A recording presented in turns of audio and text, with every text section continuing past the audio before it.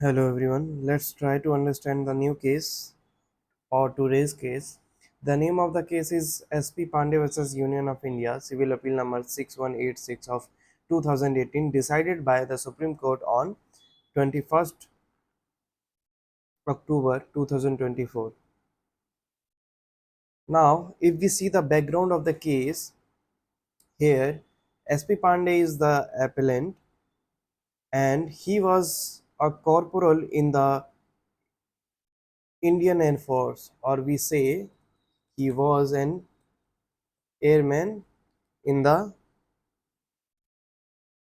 Airman in the Indian air force. तो SP Pandey जो थे, जो कि अपीलेंट है सुप्रीम कोर्ट में, इन्होंने अपील किया हुआ था, एयरमैन थे इंडियन एयर फोर्स में, और बहुत ही बेदाग सर्विस उन्होंने किया, मतलब कोई भी कंप्लेन नहीं आई उनके अगेंस्ट में। 1997 से 1997 से बेसिकली 2011 तक के रिकॉर्ड में, सिवाय एक के।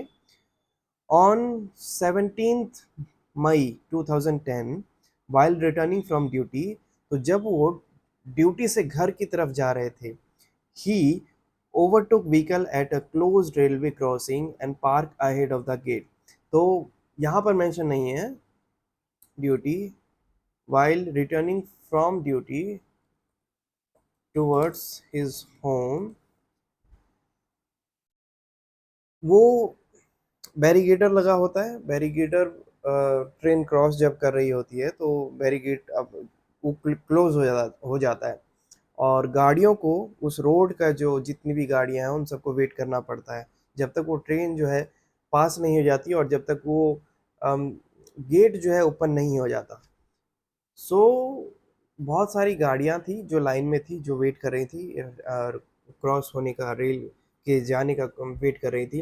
तो वहीं पर ये जो व्यक्ति हैं, ये जो ऑफिसर हैं, ये बाइक पे थे, और ये बाइक जो है उन गाड़ियों को क्रॉस करते हुए, ओवरटेक करते हुए आगे चले जाते हैं। उसी रो में एक सीनियर ऑफिसर होते हैं, और उनको ये चीज़ अच्छी नहीं लगती। ये जो व्यक्ति हैं जिन्होंने ओवरटेक किया, इनसे वो सीनियर होते हैं, पोस्ट वाइज भी and I think age wise भी, बट डेफिनेटली पोस्ट वाइज वो सीनियर होते हैं। उनको ये चीज़ अच्छी नहीं लगती कि जो ऑफिसर है वो ओवरटेक करके जा रहे हैं, एंड वो इससे इसको एज एन ऑफेंडिंग एक्ट ले लेते हैं। उसके बाद ही overtook vehicle at a close railway crossing and park ahead of the gate, और वहाँ पे गेट के पास जाके, जो फ्रंट गेट रहता है रेलवे का, मतलब जो गेट रहता है वहाँ पे जाके वो खड़े हो जाते हैं। सिविल ऑफेंस एट मोस्ट, तो उनको ये सिविल ऑफेंस लगता है, जो सीनियर होते हैं। उसके बाद क्या होता है, रिस्पोंडेंट नंबर 7 है बेसिकली, वो squadron leader accuse him of violating discipline. वो उनको एक्यूज करते हैं कि इन्होंने जो है डिसिप्लिन को ब्रेक किया है।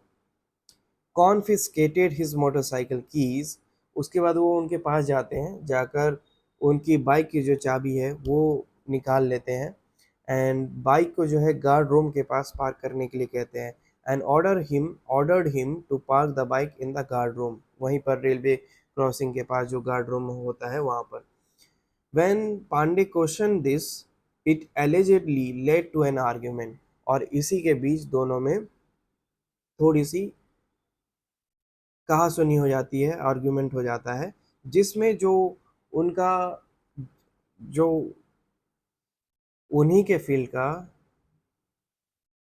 लोअर ग्रेड का ऑफिसर होता है, वो सीनियर से एक ऐसा ऐसी लाइन का यूज़ करते हैं जो कि नहीं करना चाहिए था, एंड ही सेज ये क्या गुंडागर्दी है। सो किसी सीनियर को, सपोज कोई सीनियर है and you are saying to him ये क्या गुंडागर्दी है, तो इस उन वो चीज़ उनको बुरी लग गई, interpreted as insubordinate language. Based on this charge was frame, और फिर उनके अगेंस्ट में कंप्लेन गई, और कंप्लेन किसके रिगार्डिंग गई? Violation of good order and air force discipline, कि उन्होंने जो है गुड ऑर्डर और डिसिप्लिन को जो है मेंटेन नहीं किया, ना उन्होंने गुड ऑर्डर को फॉलो किया, ना ही डिसिप्लिन मेंटेन किया। Use of insubordinate language to a superior officer, अपने से सुपीरियर और ऑफिसर के साथ इनसबॉर्डिनेट लैंग्वेज में उन्होंने बात की।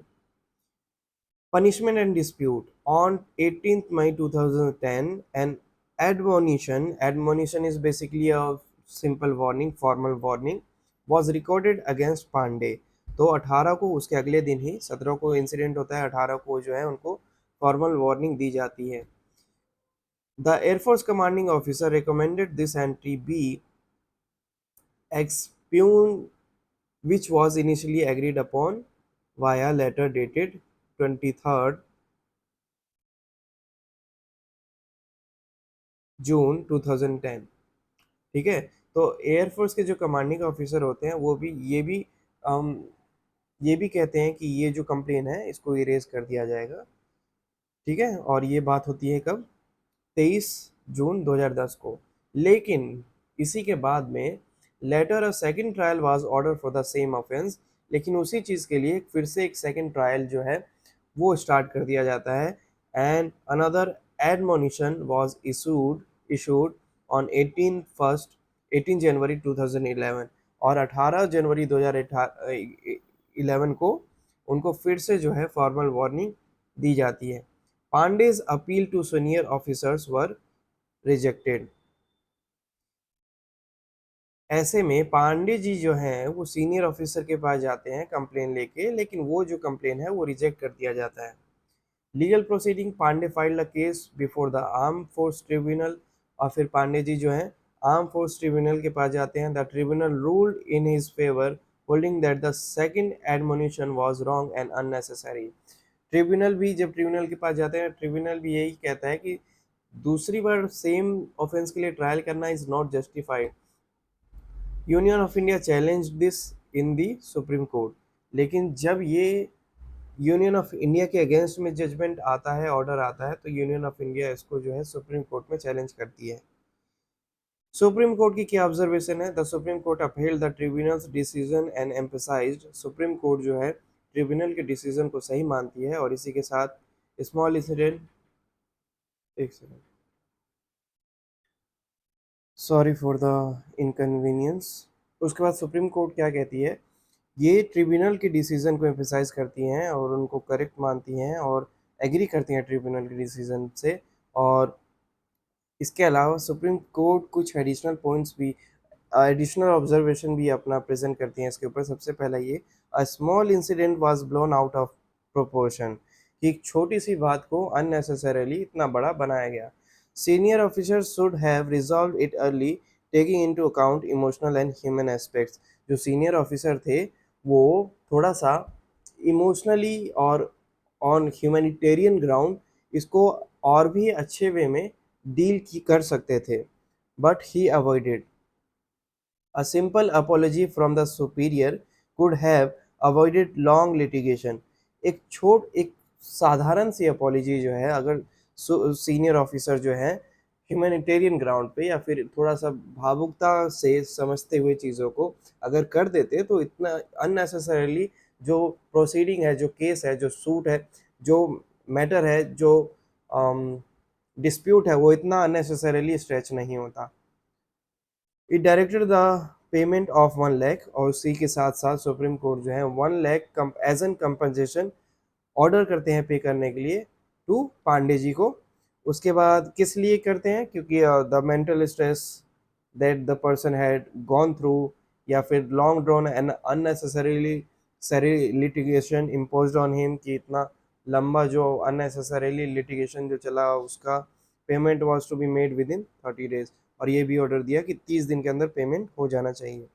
की quote from the court, legal remedies enable us to settle it only as a measure, a token of our concern and in recognition of a citizens identity and dignity। Legal remedy जो है वो तो है आपके पास, लेकिन जो चीज़ इसके इससे बाहर भी सॉर्ट आउट हो सकती है, तो कोशिश की जानी चाहिए कि उसको सॉर्ट आउट कर लिया जाए। Legal importance recognizes the importance of proportionality and empathy in disciplinary matter. ये इस बात को भी ध्यान में रखना चाहिए कि कुछ डिफरेंट पॉइंट्स भी है, मतलब खुद की डिस्क्रिशनरी आपकी ऐसी होनी चाहिए कि चीज़ों को कैसे मैनेज हैंडल किया जाए, तो वो चीज़ आपके पास मौजूद, उसकी अनिवार्यता जो है वो बढ़ जाती है। emphasizes preventing bureaucratic misuse and avoiding mechanical punishment। उसी के साथ साथ ब्यूरोक्रेटिक मिसयूज जो है वो भी नहीं होना चाहिए, ठीक है, कि इफ समवन इज सुपीरियर और ऐसा कुछ रूल है तो वो भी नहीं होना चाहिए, थोड़ा चीज़ों को समझना चाहिए। highlights compensatory remedy highlights compensatory remedy for unnecessary litigation under civil service और एडमिनिस्ट्रेटिव लॉ। इसी के साथ साथ इसमें हम कंपनसेटरी रेमेडी भी देखते हैं, इस केस में देख पाते हैं कि अननेसेसरी जो लिटिगेशन जो इतना हुआ तो उसके लिए जो कंपनसेशन जो है 1 लाख का, वो उन ऑफिसर को अवॉर्ड किया गया। So this was the matter, and in short एक ऑफिसर थे, वो उन्होंने गाड़ी ओवरटेक कर ली थी और गाड़ी ओवरटेक करके रेल क्रॉसिंग के पास वो खड़े हो गए थे, तो सीनियर जो थे उन्होंने इसको एज एन मिसकंडक्ट माना और वायलेशन ऑफ रूल माना, और फिर उनको कन्फ्रंट करने की कोशिश की, बाइक की चाबी भी ले ली। ऐसे में हीटेड आर्गुमेंट हुआ और जो दूसरे व्यक्ति हैं उन्होंने अपने सीनियर ऑफिसर को बोला कि ये क्या गुंडागर्दी है। उसके बाद एक बार जो है एक एक बार जो एक बार उन्हें समझा दिया गया, जिन्होंने ये बोला उनको समझा दिया गया। उसके बाद फिर से सेकंड ट्रायल जो स्टार्ट हुआ, तो सेकंड ट्रायल के अगेंस्ट में जो है पांडे जी फिर ट्रिब्यूनल में भी गए और ट्रिब्यूनल ने बोला कि सेम ऑफेंस के लिए सेकंड ट्रायल नहीं हो सकता, और फिर इसको चैलेंज करते हुए यूनियन ऑफ इंडिया जो है वो जाती है सुप्रीम कोर्ट में, और सुप्रीम कोर्ट का भी सेम ऑब्जर्वेशन होता है जो ट्रिब्यूनल का होता है। इसी के साथ साथ पांडे जी को 1 लाख का जो है कंपनसेशन भी अलॉट कर दिया जाता है सुप्रीम कोर्ट के द्वारा। This was the matter.